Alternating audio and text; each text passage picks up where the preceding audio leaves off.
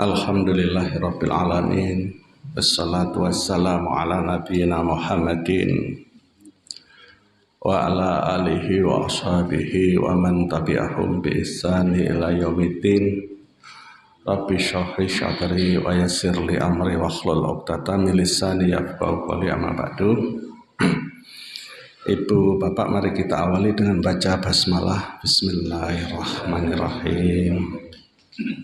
Ibu bapak yang dirahmati Allah Subhanahu wa taala, sebelum dilanjut saya ingin masukkan dulu Pak mic-nya, Pak, minta tolong Pak.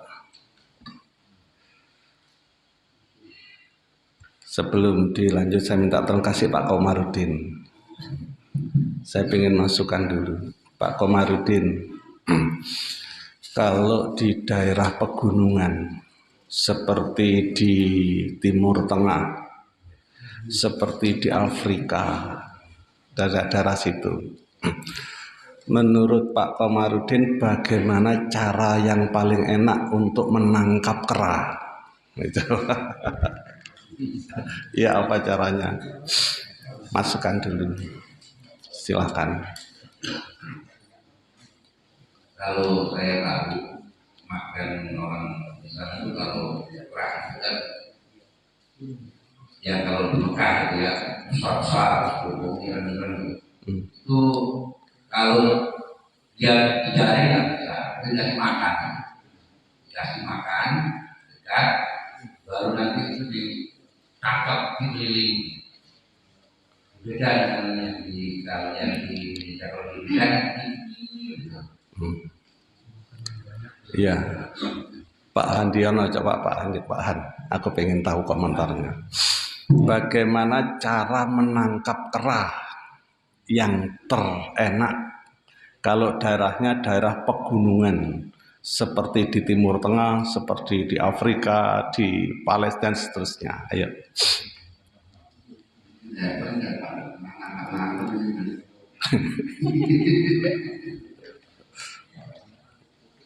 Gimana Pak caranya ditembak? Memberi seperti yang ini ya. Jadi memberi makanan dalam topeng, ya, dalam topeng. Kemudian dijebak. Ya, mereka nanti akan ngambil makanan itu.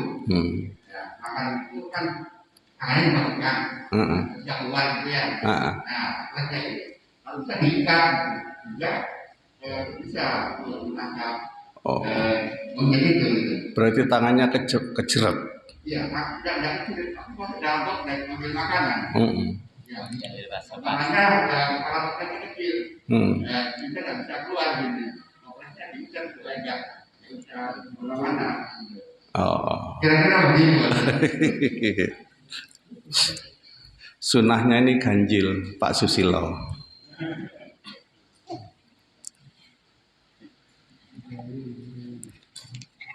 Sama sahabat saya. Gimana?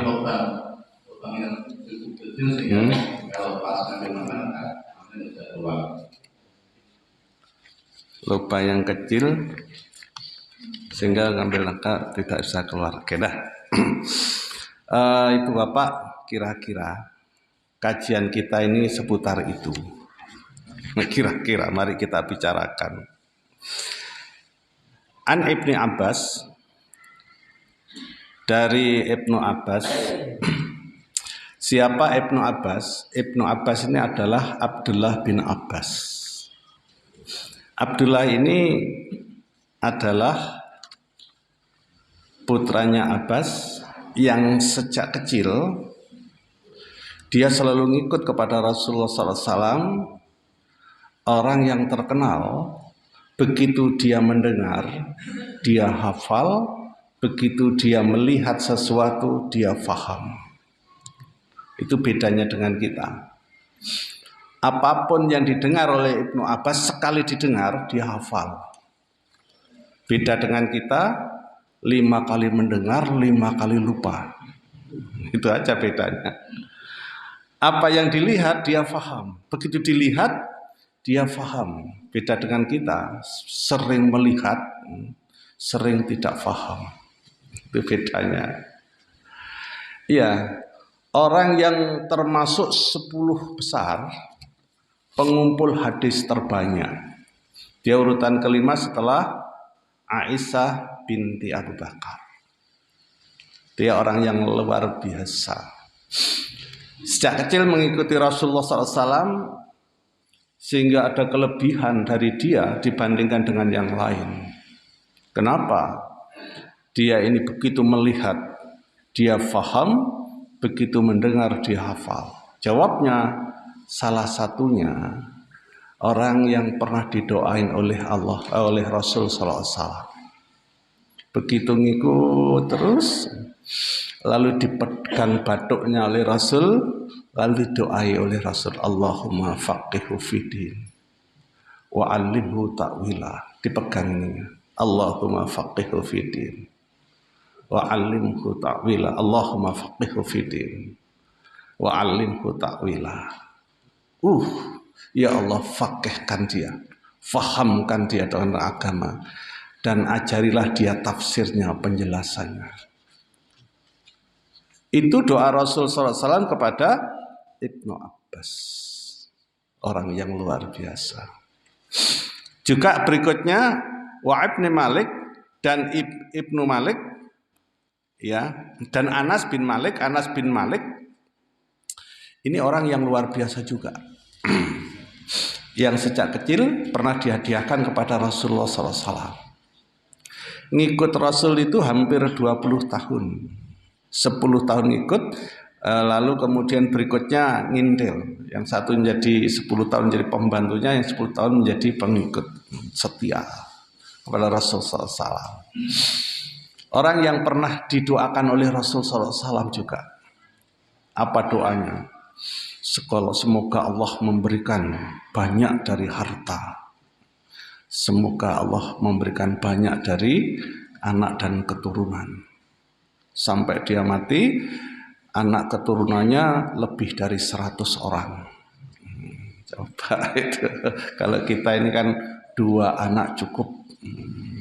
Dan itu bukan Quran, bukan hadis. Tak ingatkan. Hadis ini dari Ibnu Abbas dan Ibnu Malik radhiyallahu anhum, semoga Allah Subhanahu wa taala meridhoinya. Ana Rasulullah sallallahu alaihi wasallam qol, sesungguhnya Rasul sallallahu alaihi wasallam pernah bersabda. Apa katanya? Lau anna li ibni Adam wadiyan minad dahab.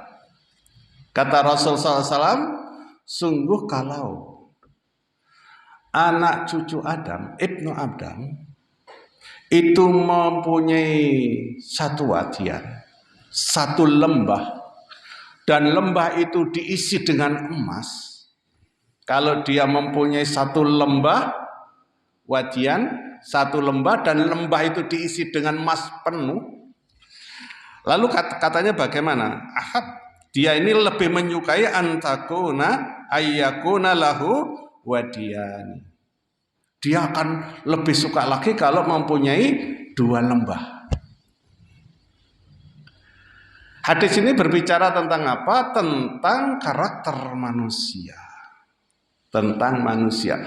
Kalau manusia itu mempunyai, diberi satu lembah, dan lembah itu diisi dengan emas penuh sampai kayak menggunung, dia pasti menginginkan yang kedua. Sudah punya 1, pingin 2. Kalau sudah punya 2, pingin 3. Kalau sudah punya 3, pingin 4. Apakah bapak-bapak juga pingin 2? Kayaknya iya, cuma enggak berani kayaknya. Sudah 1, pingin 2. Sudah 2, pingin 3 terus pingin. Keinginan begitu. Tentang apa? Tentang dunia. Urusan dunia, Rasulullah SAW menggambarkan cinta dunia manusia itu seperti ini. Ya, seperti ini. Dan itu disebut, dikatakan di situ li ibni Adam, untuk anak Adam. Kenapa tidak disebut lil insan? Kenapa kok tidak sebut insan? Tidak disebut anas manusia, tapi disebut li ibni Adam. Rahasianya karena kebanyakan, tidak semua. Anak cucu Adam itu kebanyakannya begitu. Itu cinta dunia yang berlebihan. Bahasa kasarnya, hubbu dunia, cinta dunia. Lebih kasar lagi, karakter manusia itu rakus di dunia. Ya. Sudah punya beberapa perusahaan, terus kurang, semuanya mau dimakan. Kayak enggak mau mati. Kalau sudah ada terjadi seperti itu, ya kata Rasul sallallahu alaihi wasallam memang seperti itu. Lau ana li ibni Adam wadiyan min dahab. Kalau anak Adam itu diberi satu lembah dari emas, niscaya dia menginginkan lembah yang kedua. Ya, kayak apa? Kayak kera tadi. Coba bayangkan kera itu. Contoh gambaran rakus ya kayak kera itu. Katanya Pak Komarudin, Pak Han, Pak Susilo, kasih makan, kasih pesan dimakan. Sudah dimakan, masih disimpan di lehernya. Sudah dilempar di lehernya, masih memegang makanan dengan tangannya. Kenapa? Manusia ya kayak gitu. Itu gambaran rakus. Dua orang ini diberi lubang kecil, dimasukkan. Iya. Dikasih makanan, kasih lubang kecil, kasih botol, ya tangannya dimasukkan di situ. Setelah itu apa? Dia memegang makanan itu. Nah, karena memegang makanan, maka ini menggumpal.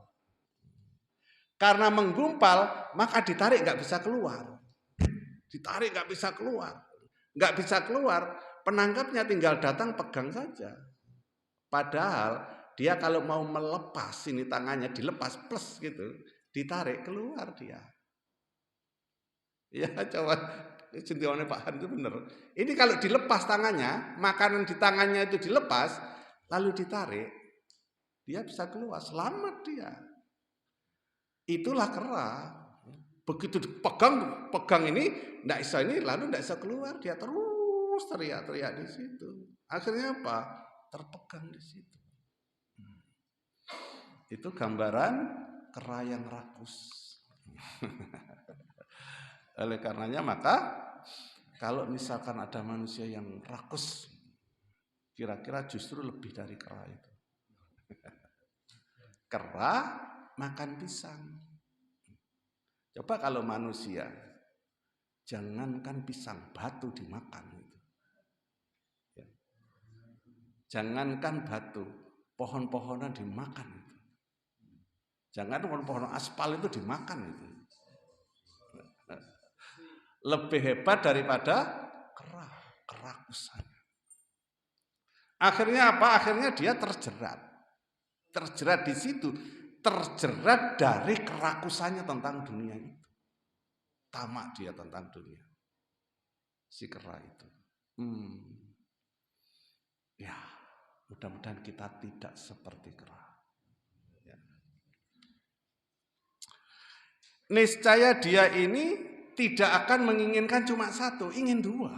Kalau sudah dikasih dua, lalu dia ingin ketiga. 3 lembah, terus dunia seperti itu. Seperti meminum air lautan yang rasanya asin. Semakin diminum, semakin dahaga. Semakin diminum, semakin dahaga. Semakin diminum, semakin dahaga. Akhirnya dia binasa karena minum air lautan. Ya, dunia itu kayak gitu. Wa mal hayatud dunya illa mata'al ghurur, kata Allah. Dan tidaklah dunia itu kecuali tipu daya yang sanggup memperdayai kamu sekalian.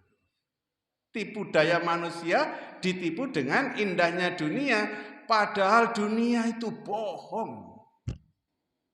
Dunia itu pembohong. Kenapa pembohong? Dunia itu kita kejar-kejar, dunia itu kita cintai. Setelah kita mati, dunia tidak ikut mati. Dunia nggak pernah ikut mati. Kita di liang lahat, disiksa, dunianya jadi rebutan orang. Dunia dibagi-bagi ke orang. Dunianya paling-paling dinikmati orang lain. Bahkan orang yang tidak ikut mencari, itu ikut menikmati dunia. Yang mempertanggungjawabkan yang mencari itu. Mencarinya luar biasa, sampai ndak kober ngaji, nggak kober sholat. Cari apa? Cari dunia terus, kumpulin, punya anak, punya mantu. Lalu ada temannya mantu itu loh hubungan apa?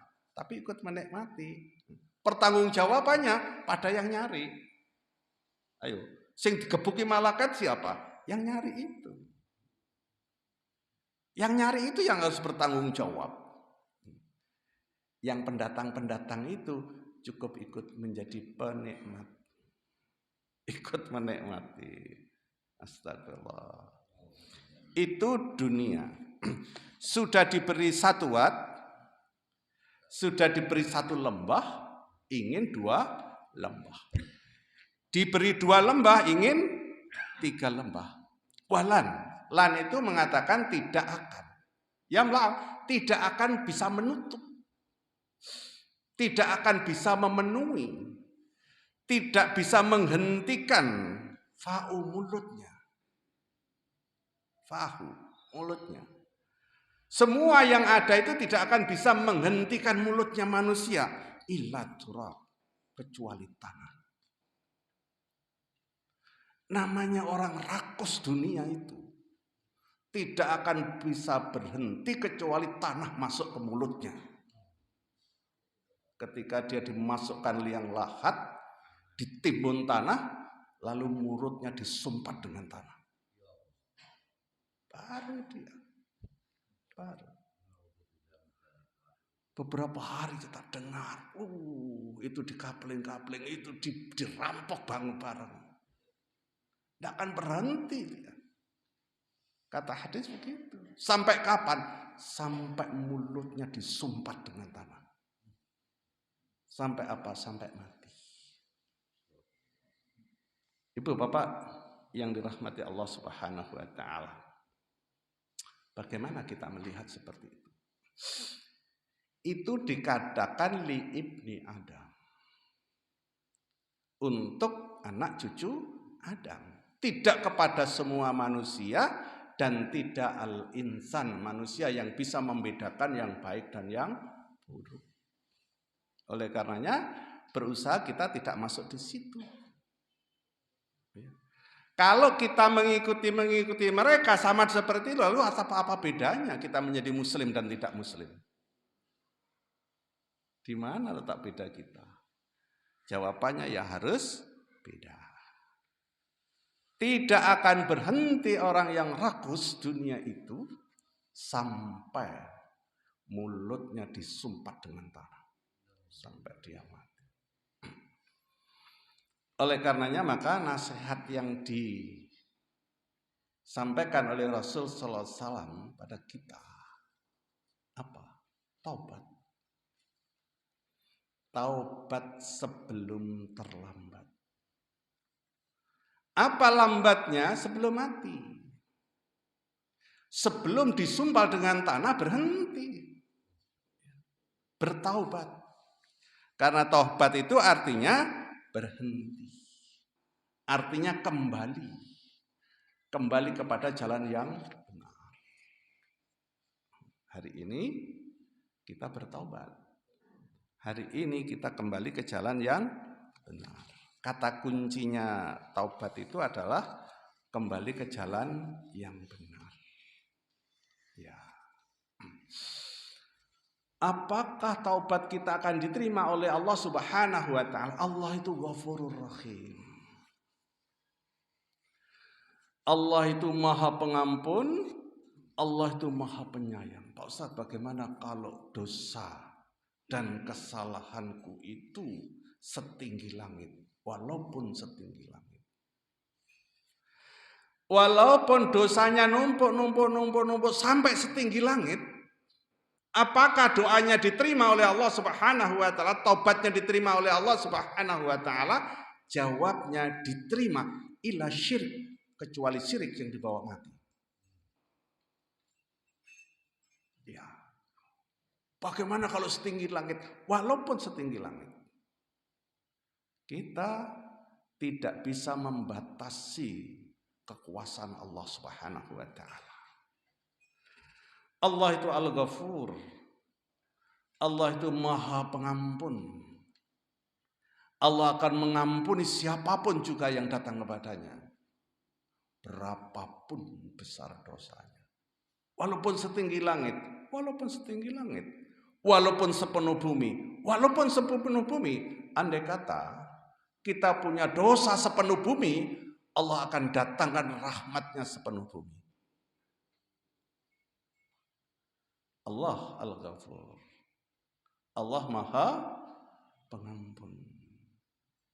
Bagaimana Pak Ustadz kalau salah-salah lagi? Ya karena al-insan makhluk khata' wa nisyan. Manusia tetap tempatnya salah dan lupa.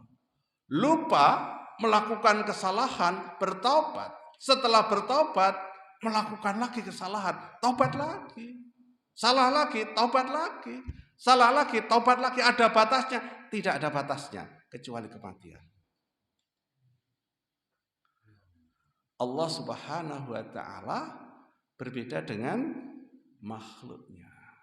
Jangan coba-coba kita menyamakan Allah Subhanahu wa taala dengan makhluknya. Kesalahan terbesar kita itu sering mendinding, membuat dinding, sehingga membatasi hak Allah Subhanahu wa taala, membatasi kemampuan Allah Subhanahu wa taala, membatasi kekuasaan Allah Subhanahu wa taala. Lalu kita bilang, enggak diterima itu dosanya. Loh, kok tahu? Enggak diterima itu tobatnya. Loh, kok jadi Tuhan ketiga, kedua? Enggak. Allah ya Allah. Hamba ya hamba. Allah Ghafur. Allah Maha Pengampun. Wallahu asyadu farihan. Allah itu amat farihan, amat senang. Kita bertobat kembali, salah kembali lagi, salah kembali. Allah senang pada tobat kita. Bahkan mana yang lebih baik? Orang yang salah bertaubat daripada orang yang ilmunya tinggi tidak pernah merasa salah sehingga dia tidak bertaubat. Mana yang lebih baik? Yang salah bertaubat. Orang yang melakukan kesalahan lalu dia bertaubat itu lebih baik daripada orang yang ilmunya segunung, dia tidak bertaubat karena dia merasa paling benar. Itu justru salah besar. Kenapa? Ketika dia merasa paling benar, congkak dia ini. Sombong dia ini. Padahal manusia itu wa ma'utitu minal ilmi illa qalilan. Tidaklah kamu sekalian diberi ilmu kecuali hanya sedikit. Al-insan makhluk khata' wa nisyan. Manusia tempatnya salah dan tempatnya lupa. Nah, apalagi dihadapkan kepada dunia. Dihadapkan di dunia. Iya. Mencari dunia sampai 24 jam. 24 jam dikurangi 1 jam untuk ngaji. Itu sampai enggak sempat. Coba kita timbang-timbang. Kita ambilkan mizan, timbangan kita. Mana kegiatan kita ini, mana kegiatan kita yang tertuju kepada surga dan mana yang tertuju kepada dunia. Kita timbang. Ayo kita konsekuen. Berapa kita ini mengabdi kepada Allah Subhanahu wa taala? Berapa keseriusan kita untuk memperbaiki diri hubungan kita kepada Allah Subhanahu wa taala. Dan berapa kita ditipu oleh dunia itu.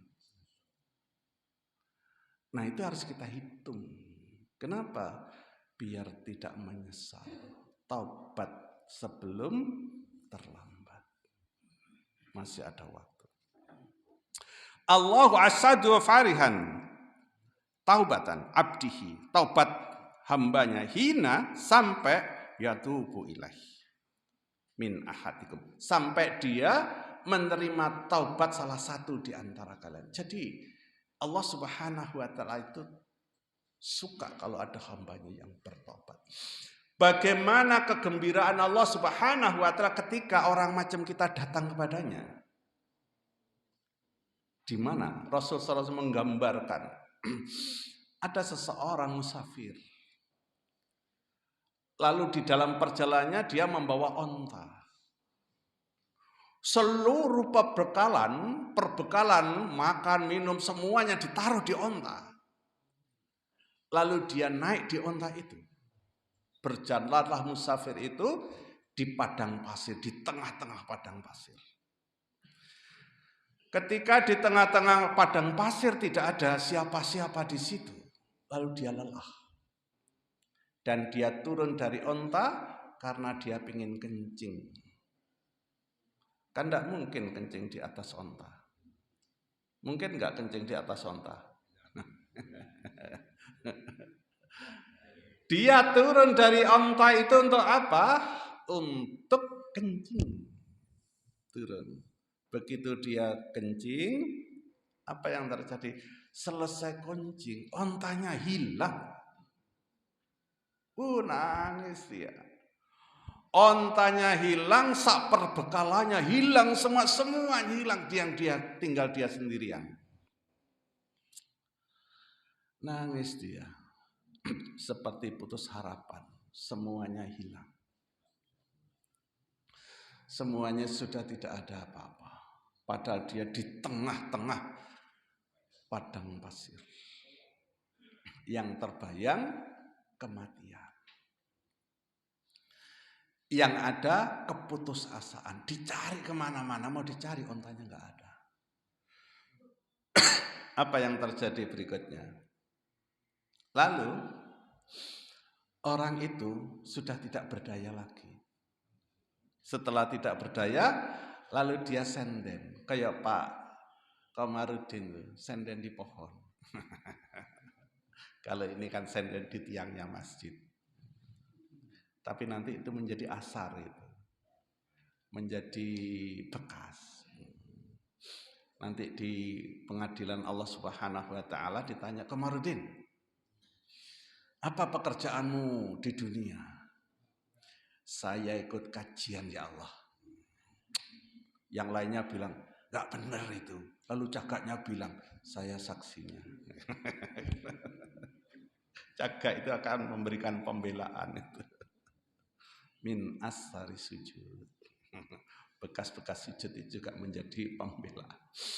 Ketika dia sudah berputus asa, lalu dia senden-senden di pohon. Apa yang terjadi? Tertidur dia. Karena sudah ini pasrah, dia lepaskan semuanya. Wis. Makan gak makan, apa katanya Allah?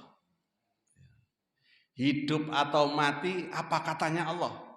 Andai kata ada binatang buas yang lewat diterkam, wis apa katanya Allah? Semuanya dikembalikan kepada Allah Subhanahu wa taala karena memang semuanya milik Allah. Tidur dia. Sudah tidur. Jadi orang kalau sudah pasrah seperti itu baru bisa tertidur. Kenapa kadang-kadang kita sulit tidur? Pikiran kita ini tidak pasrah. Tidak bisa tidur itu karena pikiran tidak pasrah, mau nyerah. Oh, poe dihitung itu. Kayak menghitung bintang. Berikutnya gimana? Setelah dia ini tertidur, terlelap, tahu-tahu dia terbangun. Setelah terbangun apa kaget dia, tahu-tahu onta itu ada di dekatnya. Dengan peralatan-peralatan yang ada itu di situ ada di dekatnya dia. Kaget luar biasa dan senangnya luar biasa. Sampai-sampai karena senangnya dia sampai salah kata. Ya, dia sampai mengatakan Allahumma anta abdi wa ana rabbik. Katanya dia, Allahumma ya Allah, anta abdi, engkau hambaku ya Allah. Wa ana rabbik, dan aku adalah Tuhanmu. Sampai ngomong begitu. Kenapa? Salah ucap saking senengi. Itu menggambarkan karena kesenangan yang luar biasa. Sama seperti kayak bapak-bapak ketika ditinggal istrinya pulang, sekedar mengunjungi orang tua, lama nggak datang-datang. Begitu anaknya datang dikira istrinya, selamat datang istriku. Loh Pak, aku anakmu. Saking senengnya bojone teko sampai salah ucap. Saking senengnya dia, bangga bahagia yang luar biasa itu, lalu dia sampai salah ucap. Allahumma anta abdi wa ana rabbik, dan aku adalah Tuhan. Salah omong dia. Salah bicara karena bahagianya luar biasa. Apa kisah itu? Kebahagiaan orang itu tidak terbilang betapa bahagianya, dan Allah Subhanahu wa taala lebih bahagia dari itu ketika hambanya datang untuk bertaubat. Jadi ketika hambanya datang untuk bertaubat, Allah Subhanahu wa taala lebih bahagia daripada itu. Artinya apa Ibu Bapak? Kita bertaubat kepada Allah, Allah tuh senang dengan taubat kita. Allah lebih menyukai kita datang bertaubat daripada kita tidak bertaubat karena tidak merasa salah. Iya, karena tidak merasa salah, merasa benar, merasa pinter, merasa hebat, merasa selamat. Sehingga dia tidak mau datang kepada Allah Subhanahu wa taala. Allah nggak suka. Yang disukai oleh Allah Subhanahu wa taala, kita menyadari diri bahwa kita ini manusia. Kita ini banyak salah, kita ini banyak dosa. Kita ini kalau tidak diampuni oleh Allah Subhanahu wa taala pasti ke neraka kita ini. Wong ibadah kita cuma seperti ini. Ya. Tapi kalau kita datang kepada Allah Subhanahu wa taala, Allah suka. Dikatakan wallahu asyaddu farihan. Allah itu lebih bahagia, lebih suka daripada gambaran ini ketika datang hamba-hambanya untuk bertaubat. Olehnya Allah Subhanahu wa taala memerintahkan kita untuk bertaubat. Wa anistaghfiru rabbakum, dan sekiranya beristighfarlah kamu sekalian, rabbakum, kepada Tuhan kalian, summa tubu ilaih, kemudian bertaubatlah kamu sekalian kepadanya. Lalu Allah perintahkan. Apa yang diperintahkan oleh Allah Subhanahu wa taala? Istaghfiru rabbakum summa tubu ilaih. Beristighfarlah kamu sekalian kepada Tuhan kalian, kemudian bertaubatlah kepadanya.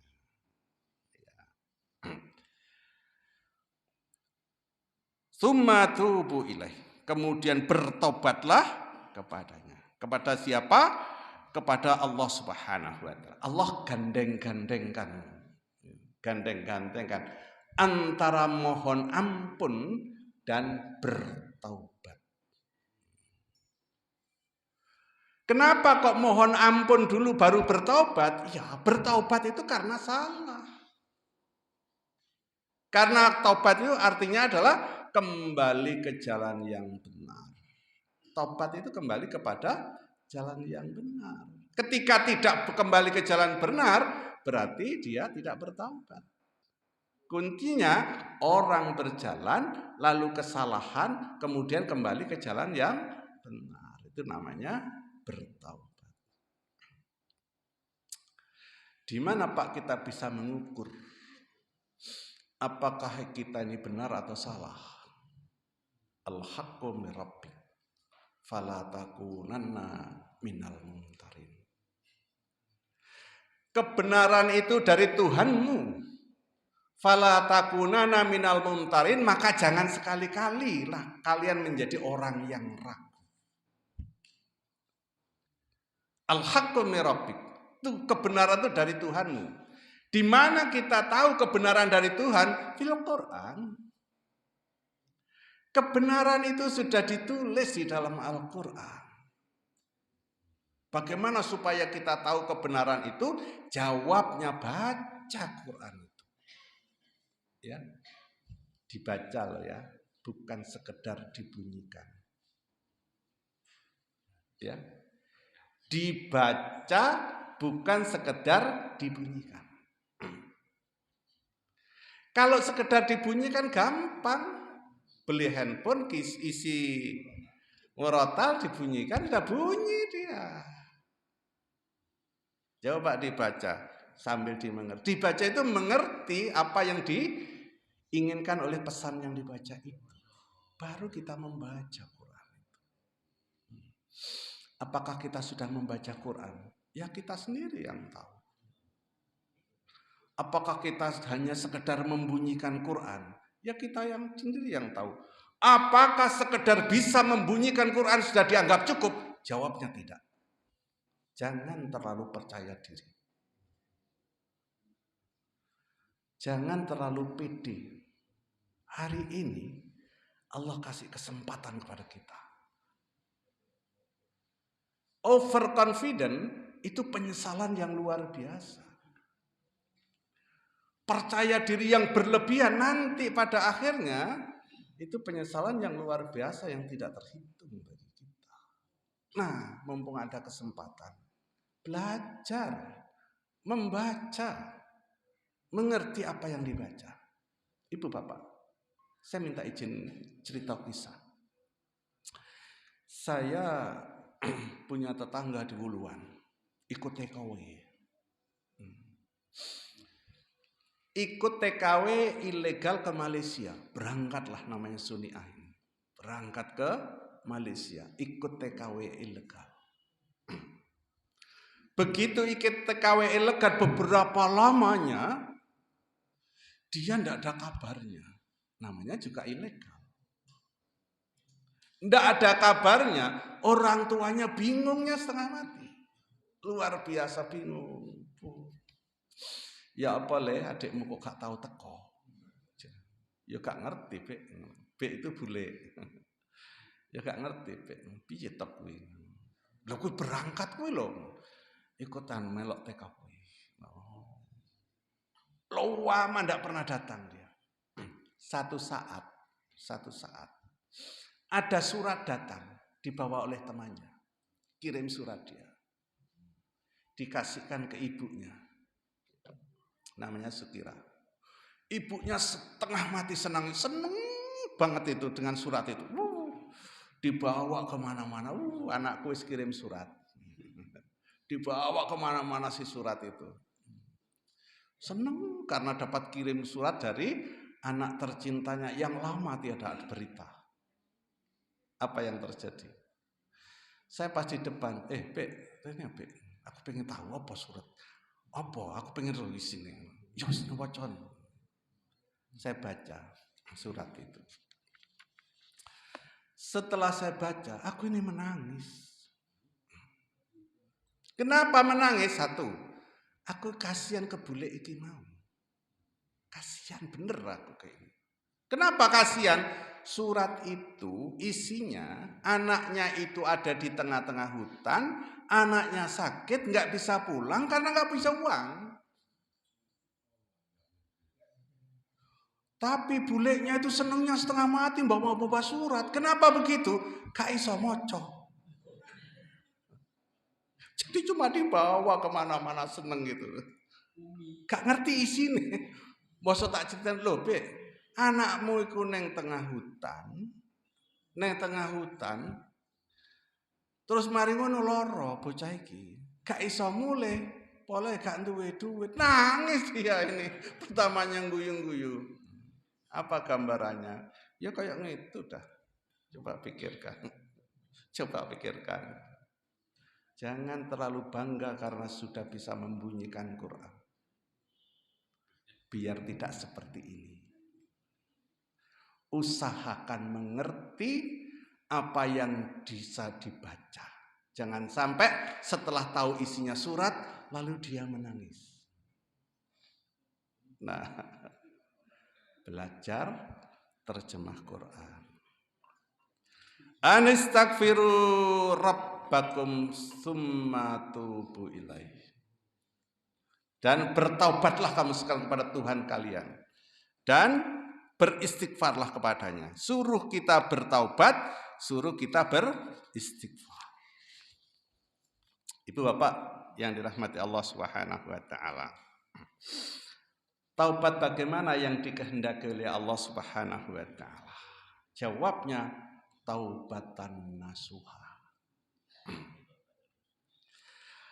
Taubat yang diinginkan oleh Allah Subhanahu wa taala adalah taubatan nasuha. Ya ayyuhalladzina amanu, wahai orang-orang yang beriman, tubu ilallahi, bertaubatlah kepada Allah Subhanahu wa taala taubatan nasuha.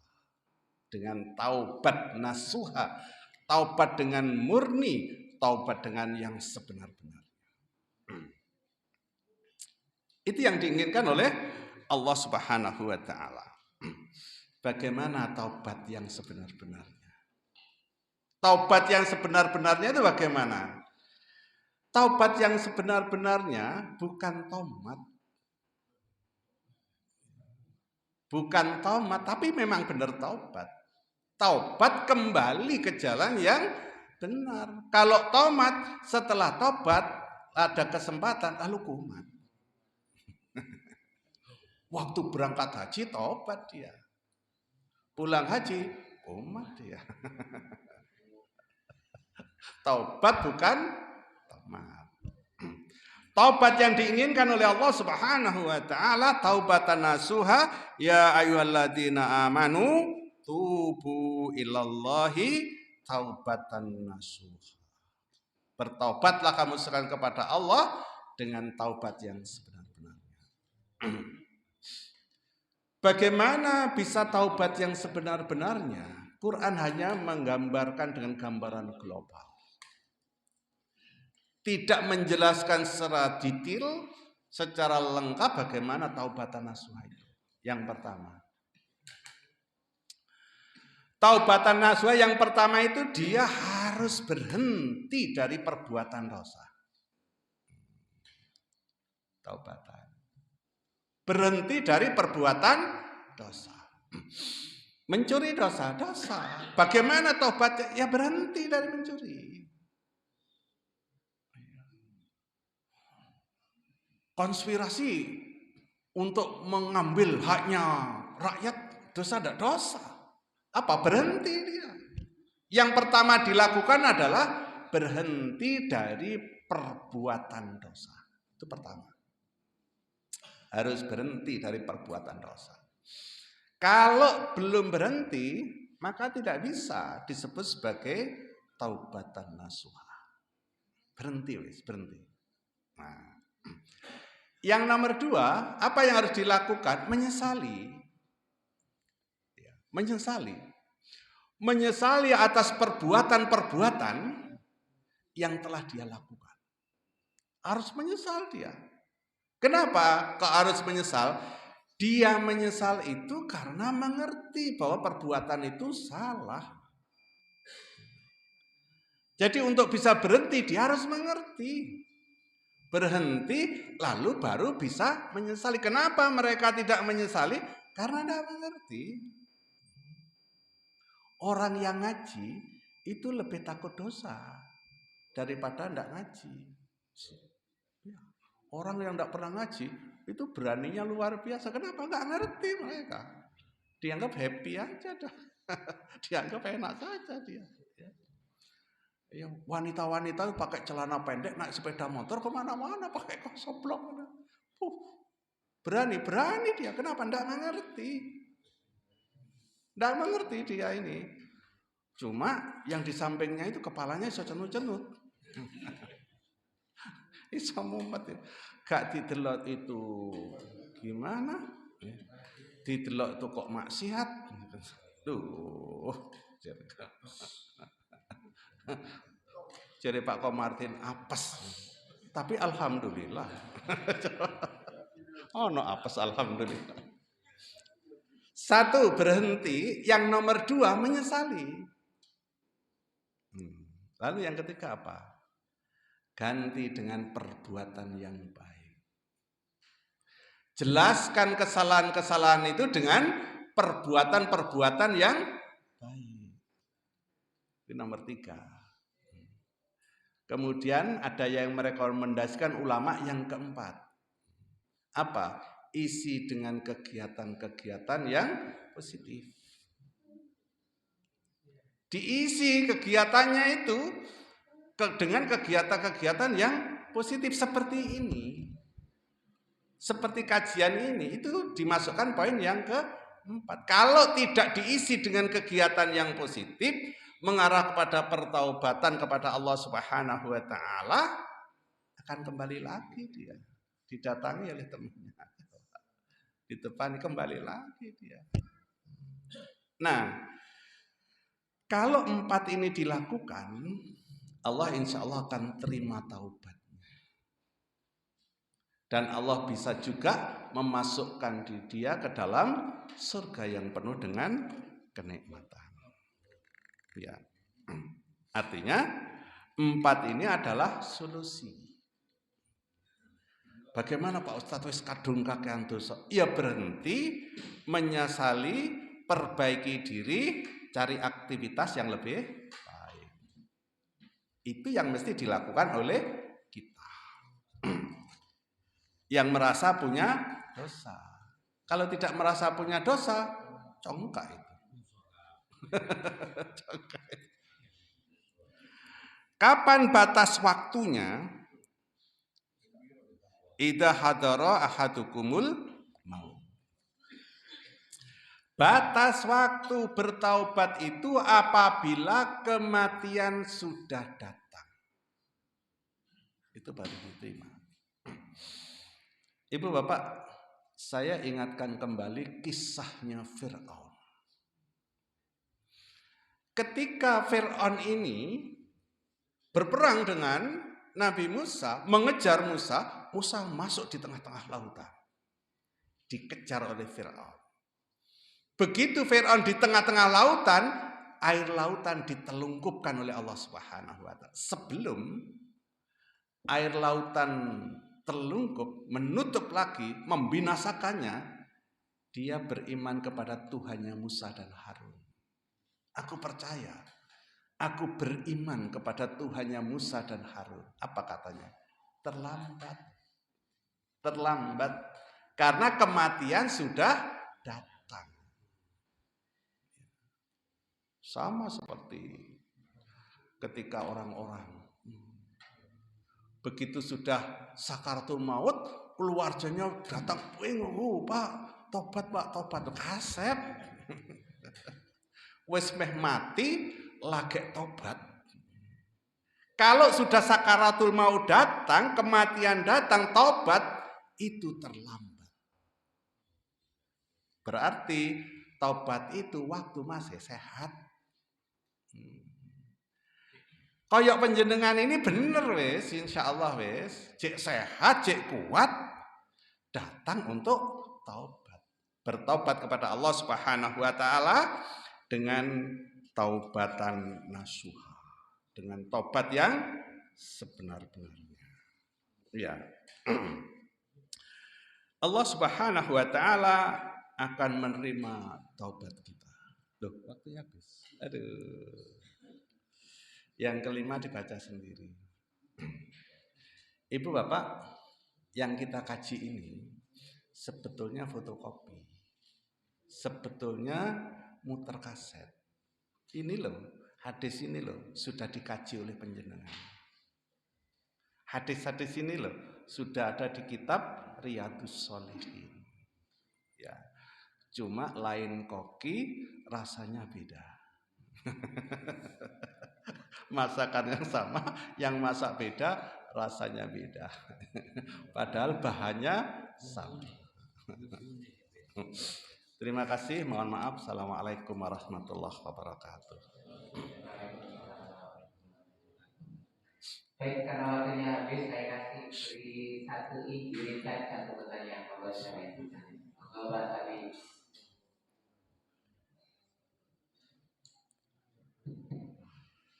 Terima kasih. Yang ingin saya tanyakan adalah di Lebaran ini halaman 1 yang paling bawah.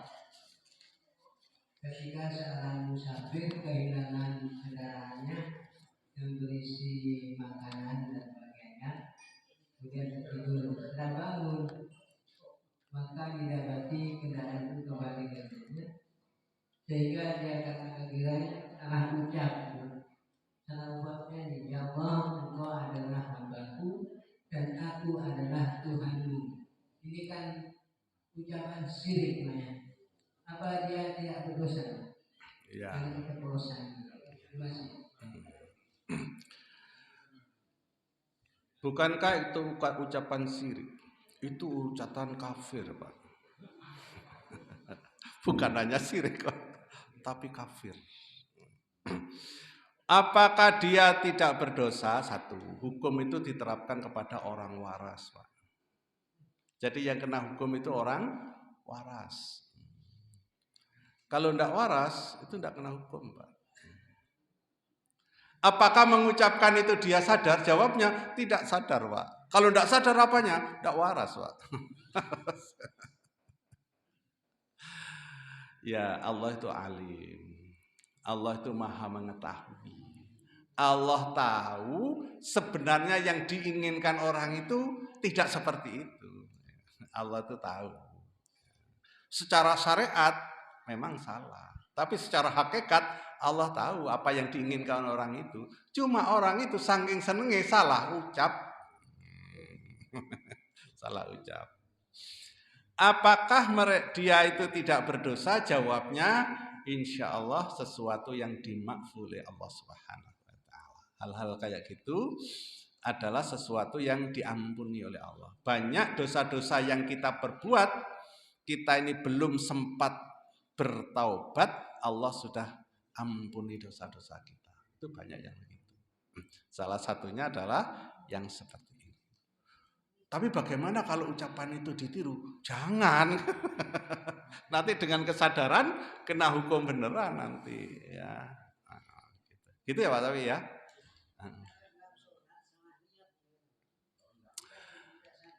Apakah sama dengan sholat salah niat?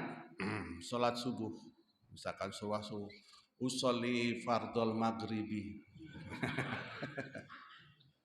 Di lisannya mengatakan usolli fardol maghribi. Padahal sholatnya sholat subuh.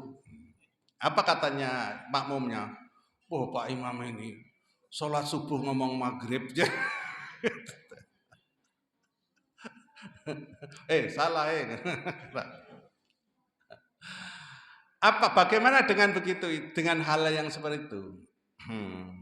Ya, jawabannya tentu an-niyatu fis sudur.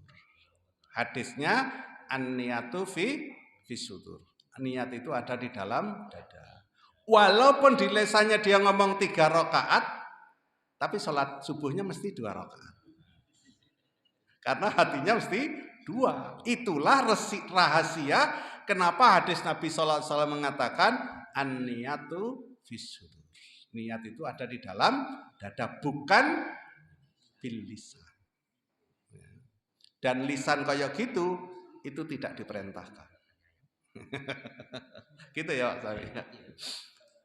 Oke, terima kasih. Assalamualaikum warahmatullahi wabarakatuh. Waalaikumsalam warahmatullahi wabarakatuh. Baik, karena waktunya sudah habis, mari kita akhiri kajian ini dengan jalan-jalan bersama-sama. Alhamdulillah.